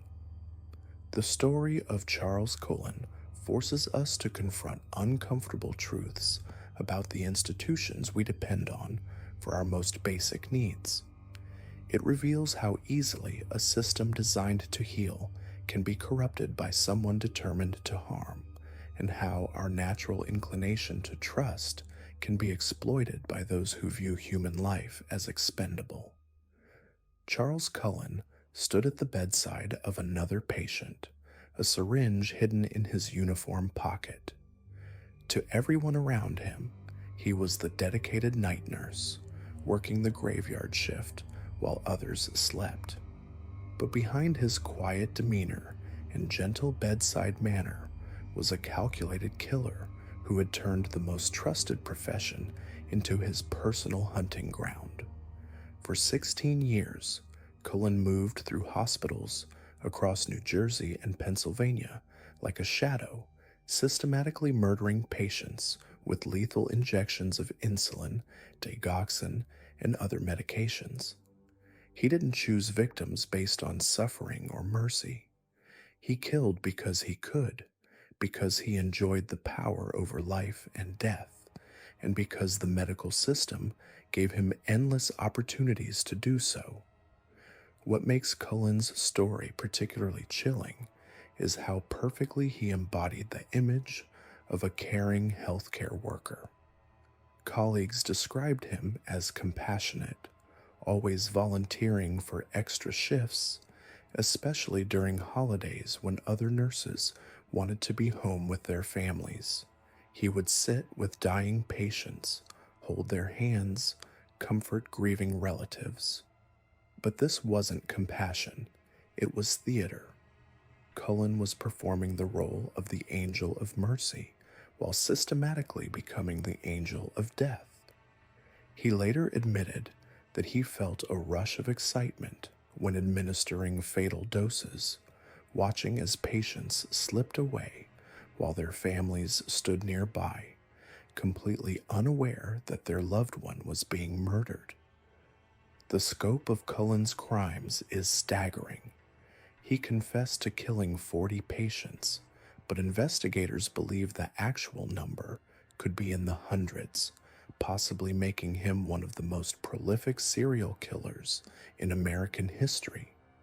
What enabled this massacre wasn't just Cullen's cunning, but a healthcare system that failed at every level to protect the most vulnerable people in society. Time and again, hospitals noticed suspicious patterns around Cullen's shifts. Patients who should have recovered were dying unexpectedly. Medication went missing from locked cabinets.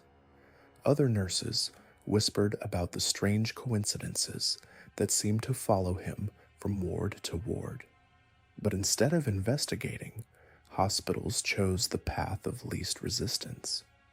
When questions arose about Cullen's conduct, administrators would quietly allow him to resign and move on to another facility. They were more concerned about liability and reputation than patient safety.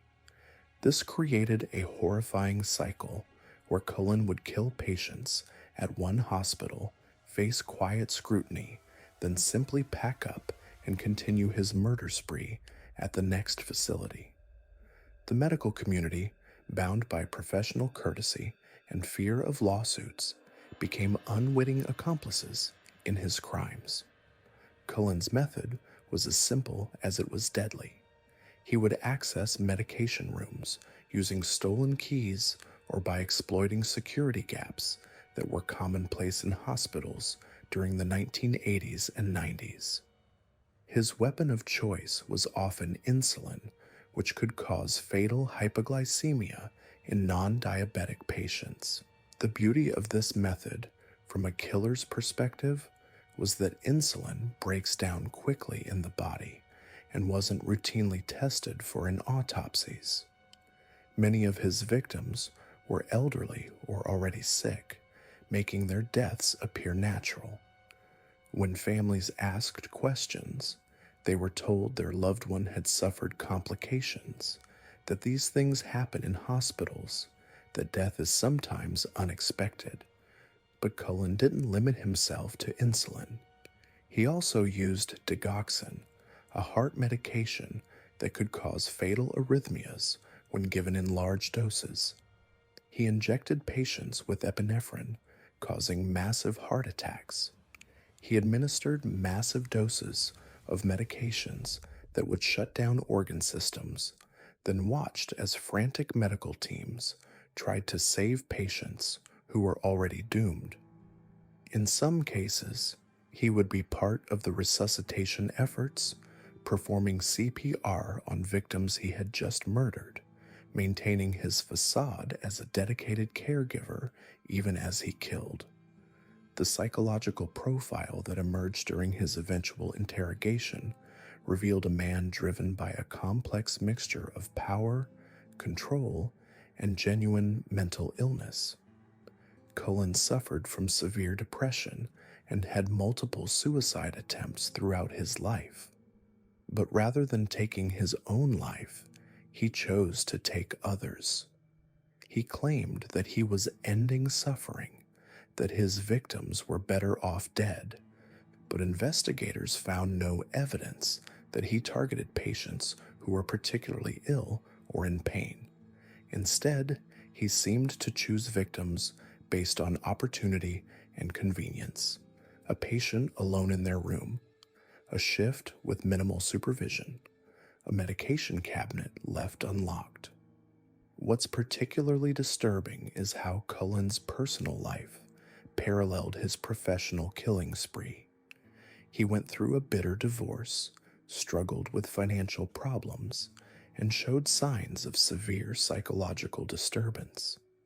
But none of this was seen as disqualifying for someone with access to the most vulnerable members of society. The healthcare system that employed him was so focused on filling shifts and maintaining staffing levels that red flags about his mental state were ignored or overlooked. The investigation that finally brought Cullen down began when a suspicious coroner in Pennsylvania noticed an unusual pattern of deaths at Somerset Medical Center. Dr. Stephen Marcus observed that several patients had died from unexplained drops in blood sugar, and that these deaths clustered around certain shifts. When he looked deeper, he found that Charles Cullen was working during most of these suspicious deaths. But even then, the hospital initially resisted the investigation, claiming patient confidentiality and threatening legal action against anyone who suggested wrongdoing. It took a coordinated effort between multiple law enforcement agencies and health departments to build a case against Cullen. Investigators had to overcome medical privacy laws, hospital bureaucracy, and decades of covered-up suspicious deaths. When they finally arrested him in December 2003, Cullen initially denied everything. But faced with overwhelming evidence, he eventually confessed, though even his confession was calculated and self-serving. He portrayed himself as a mercy killer, someone who ended suffering, but the evidence showed something far more sinister. During his confession, Cullen revealed the true scope of the healthcare system's failure. He described how easy it was to steal medications, how rarely his activities were questioned, how hospitals would quietly shuffle him along rather than investigate suspicious deaths. He had worked at 10 different healthcare facilities over 16 years, leaving a trail of bodies that investigators are still trying to fully document. At each facility, there were unexplained deaths, missing medications, and concerned staff members whose warnings went unheeded. The victims of Charles Cullen weren't just the patients he murdered. They were also the families who never got answers about why their loved ones died unexpectedly. The nurses and doctors who suspected something was wrong but were intimidated into silence. The healthcare system itself, which lost the trust of countless patients who realized that the people charged with healing them could also be the ones killing them. Cullen's crimes exposed a culture of secrecy and self-protection in healthcare that prioritized institutional reputation over patient safety. Even after his arrest and conviction, the full extent of Cullen's crimes remains unknown. He was sentenced to multiple life terms without the possibility of parole, but investigators believe he took the secrets of many more murders to his prison cell. Hospitals that employed him have faced lawsuits and investigations, but many of the administrators and supervisors who enabled his killing spree faced no consequences. The system that allowed him to kill for 16 years largely remained intact, with only minor reforms to prevent future angels of death. Charles Cullen represents the ultimate betrayal of trust. Patients enter hospitals at their most vulnerable moments, trusting that the people caring for them have their best interests at heart. They never imagine that the gentle nurse checking their vitals might be calculating the best way to kill them. Families never suspect that the healthcare worker comforting them in their grief might be the same person who caused it. Cullen exploited this trust systematically, turning the healing profession into his personal killing field. The case also reveals how institutional failures can enable individual evil. Cullen wasn't a criminal mastermind or a sophisticated killer.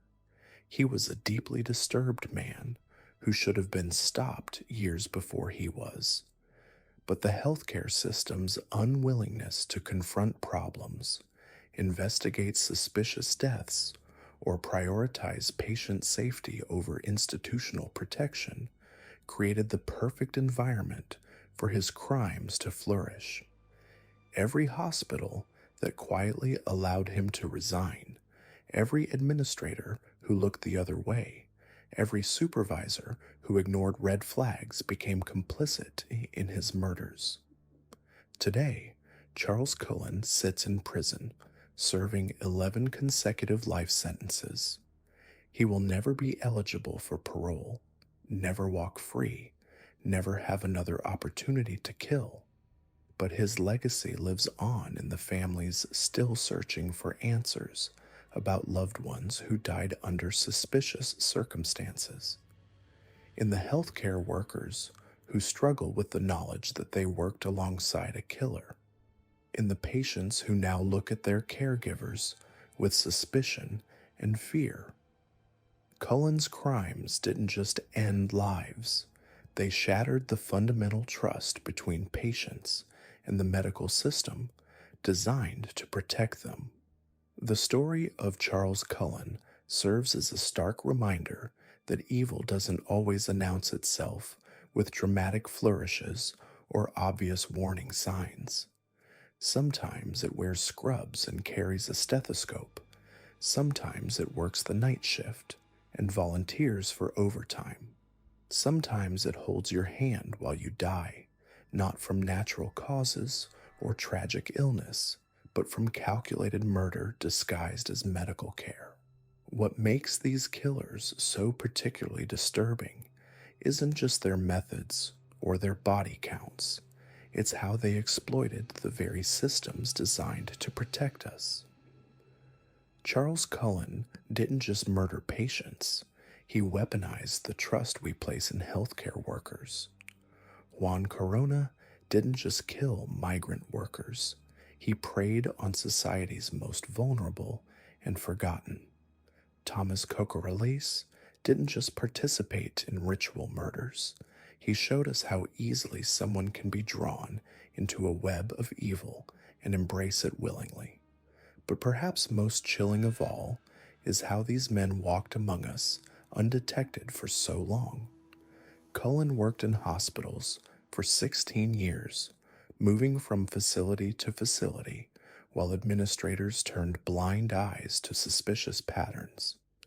Corona operated his labor contracting business while secretly burying his victims along the Feather River. Bible John attended church dances in Glasgow, quoting scripture while planning his next murder. Each of these killers had a public face, a role in society that provided perfect cover for their crimes. The psychological profiles of these men reveal different pathways to evil. Cocorales was a follower, swept up in the charismatic delusions of his cult leader, showing how dangerous it can be when weak personalities encounter strong, malevolent influences. His willingness to participate in increasingly brutal acts demonstrates how quickly moral boundaries can erode when someone desperately wants to belong. The rituals, the satanic imagery, the escalating violence, all of it became normalized within the twisted logic of the cult. Bible John represents a different kind of monster entirely. His ability to blend into social situations, to quote scripture while harboring murderous intent, suggests a sophisticated psychological manipulation. He understood how to present himself as safe, even godly, while internally planning acts of extreme violence. The fact that he specifically targeted young women who had been dancing, that he made moral judgments about their behavior before killing them, reveals a killer who saw himself as an instrument of divine justice. Jesse Lee Cooks operated from yet another psychological framework. His crimes were rooted in racial hatred, but executed with a cold calculation that made them even more terrifying. The Death Angels cult provided him with an ideological justification for murder, turning killing into a points-based game. The randomness of his targets, the coordination with other cult members, the systematic nature of their attacks, all of this points to someone who had completely dehumanized his victims. Charles Cullen's psychology is perhaps the most complex of all. Here was a man who chose a profession dedicated to healing, yet used his position to cause death.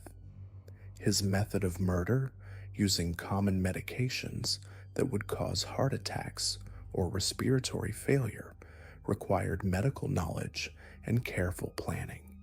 He wasn't killing in moments of rage or passion. He was methodically selecting victims and executing them with clinical precision. Some investigators believe he saw himself as an angel of mercy, ending the suffering of patients.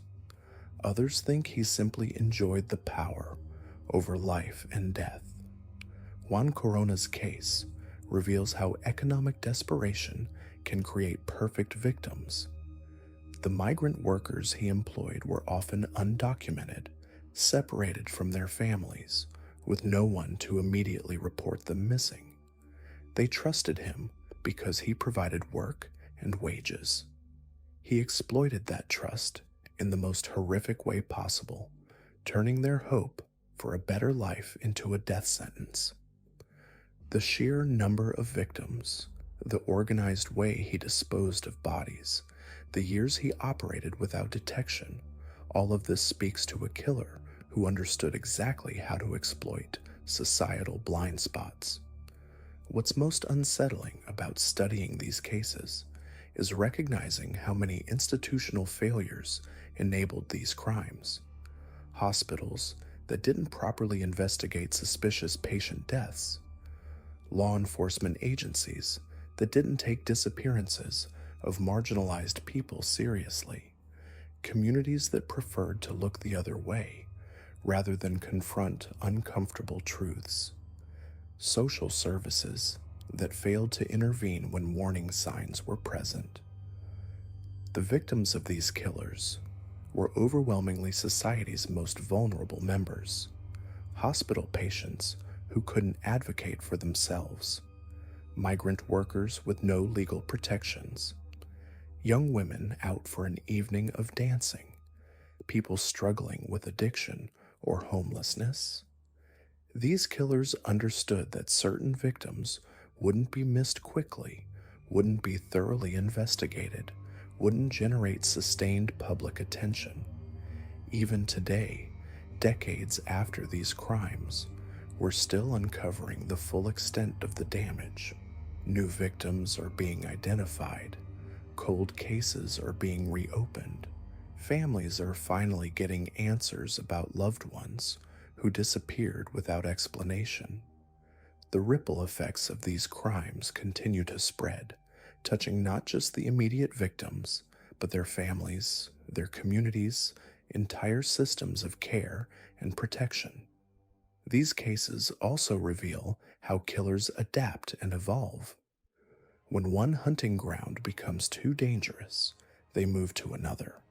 When one method draws attention, they develop new techniques. Cullen moved between hospitals when administrators grew suspicious. Corona varied his burial sites to avoid detection. Bible John changed his appearance and approach after close calls with police. These weren't impulsive criminals acting without thought. They were predators who learned from experience and adjusted their methods accordingly. The investigation techniques that eventually caught these killers have revolutionized modern law enforcement. The database systems used to track Cullen's employment history and correlate it with suspicious deaths. The forensic techniques that identified Corona's victims from severely decomposed remains. The psychological profiling that helped narrow the search for Bible John. All of these innovations came directly from the failures and hard-won lessons of these cases. But perhaps the most important lesson from these stories is about the power of persistence. In each case, there were individuals who refused to give up, who kept pushing for answers, even when official investigations stalled. Family members who demanded justice for their loved ones. Healthcare workers who spoke up about suspicious patterns.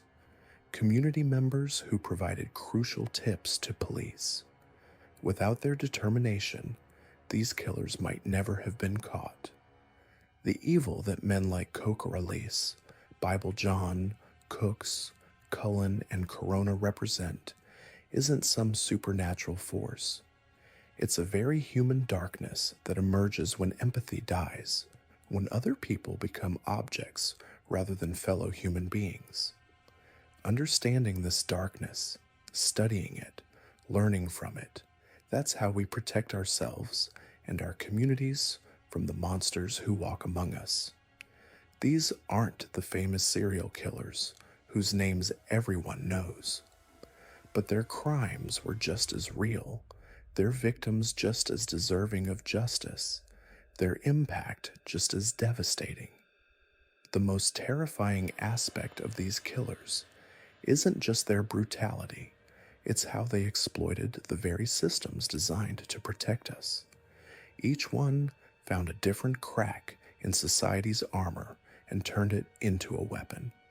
Thomas Cocorales used religious fervor and cult dynamics to justify his participation in the most depraved acts imaginable. The Ripper crew didn't just kill, they ritualized murder, turning it into a twisted sacrament. The fact that multiple people could be convinced to participate in such horror shows how dangerous charismatic manipulation can become when it feeds on existing hatred and resentment.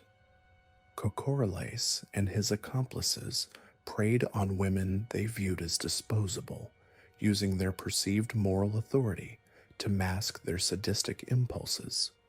Bible John weaponized charm and respectability in a way that still haunts investigators today. He understood that appearing normal, even admirable, was the perfect camouflage for evil. His ability to blend into the social fabric of Glasgow's dance halls while planning murder demonstrates how predators can hide in plain sight. The three confirmed victims were just young women looking for a night out, trusting a well-dressed man who seemed safe. His knowledge of Scripture wasn't evidence of faith. It was a tool for manipulation, a way to appear morally superior while committing acts of ultimate evil. Jesse Lee Cooks and the Death Angels represent perhaps the most chilling example of how organized hate can metastasize into systematic murder. This wasn't random violence. It was calculated terrorism designed to maximize fear and suffering.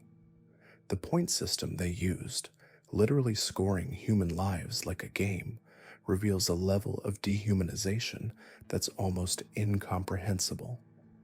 They turned entire communities into hunting grounds, making ordinary activities like walking to work or taking public transportation into potential death sentences. Charles Cullen's story is especially terrifying because he operated within a system built on trust. Hospitals are supposed to be places of healing, and nurses are supposed to be caregivers. Cullen perverted that relationship, using his position of authority and access to vulnerable patients to commit murder on an industrial scale. The fact that he moved between hospitals for years, with administrators more concerned about liability than patient safety, shows how institutional failures can enable monsters to thrive. Juan Corona exploited economic desperation and social invisibility. His victims were men who had already been forgotten by society: migrant workers, drifters, people without families or connections. Corona understood that these men could disappear without anyone asking questions. He used their desperation for work and shelter as bait, promising them honest labor before leading them to their deaths. The methodical way he buried his victims in neat rows shows a level of organization and planning that makes his crimes even more disturbing. What connects all these killers is their understanding of power dynamics and social vulnerabilities. They didn't just kill randomly. They identified specific weaknesses in the social fabric and exploited them ruthlessly. Kokorales used religious authority. Bible John used social respectability. Cooks used racial hatred. Cullen used medical access. And Corona used economic desperation.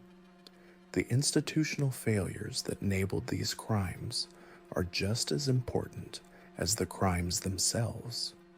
Hospitals that didn't properly investigate suspicious deaths, police departments that didn't take certain victims seriously, social services that allowed dangerous individuals to slip through the cracks.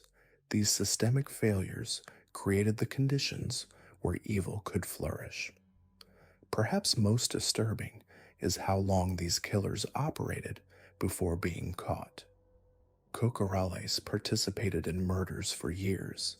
Bible John was never caught at all. Cooks killed for months as part of an organized campaign. Cullen murdered patients for over a decade, and Corona killed for years while maintaining his position as a respected labor contractor. The fact that they could continue their crimes for such extended periods shows how society's blind spots can become hunting grounds for predators. These cases remind us that evil doesn't always announce itself with obvious warning signs. It often wears a mask of normalcy, respectability, even virtue. The most dangerous predators are often those who understand how to manipulate trust, exploit authority, and identify vulnerable targets. They study society's weaknesses and turn them into weapons. The victims of these crimes deserve to be remembered not just as statistics, but as individuals whose lives were cut short by evil masquerading as something else. Patricia Colombo, the women who trusted Bible John, the random victims of the death angels, the patients who trusted Charles Cullen, and the migrant workers who trusted Juan Corona, they all deserved better from the systems that were supposed to protect them. These stories serve as a reminder that vigilance, accountability, and genuine care for society's most vulnerable members aren't just moral imperatives, they're practical necessities for preventing such horrors from happening again.